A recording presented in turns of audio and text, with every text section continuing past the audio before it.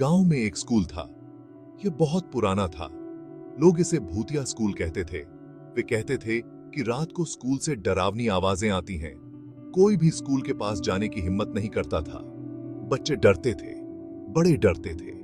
सब स्कूल से दूर ही रहते थे। डरते ही।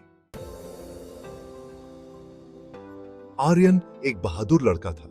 वह किसी भी चीज से नहीं डरता था। उसने रात को स्कूल जाने का फैसला किया।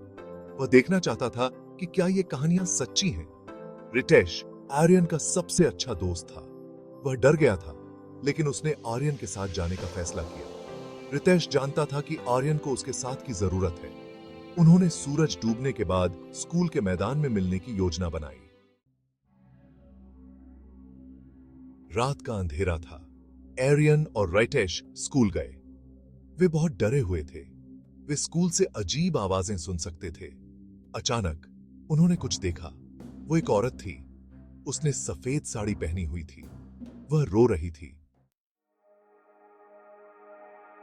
Section 4 the truth revealed. औरत एक भूत थी। उसने लड़कों को अपनी कहानी सुनाई। वह स्कूल में एक टीचर हुआ करती थी। उसके साथ बुरा बर्ताव किया गया था। उस पर कुछ ऐसा करने का झूठा इल्जाम लगाया गया था जो उसने किया ही नहीं था। वह बहुत दुखी थी और स्कूल में ही उसकी मौत हो गई। अब उसकी आत्मा वहां फंस गई थी। वह चाहती थी कि सच्चाई सबको पता चले। Section 5 honouring the teacher. Aryan और रितेश को टीचर के लिए बहुत दुख हुआ।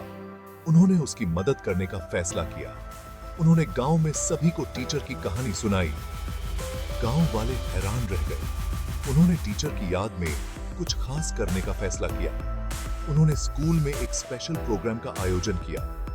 उन्होंने टीचर की कहानी और उनकी शिक्षाओं को सबके साथ बांटा। वे चाहते थे कि सभी को सच्चाई पता चले। सेक्शन 6 अ स्कूल रीबॉर्न। उस दिन के बाद डरावनी आवाजें आनी बंद हो गई। टीचर की आत्मा को आखिरकार शांति मिली। बच्चे अब स्कूल जाने से नहीं डरते थे। उन्होंने बहादुर बनना और सही के लिए खड़े होना सीख लिया। स्कूल अब भूतिया नहीं था। यह खुशी और हंसी से भर गया था। बच्चों ने टीचर की कहानी से बहुमूल्य सबक सीखा। उन्होंने साहस, सच्चाई और न्याय के बारे में सीखा।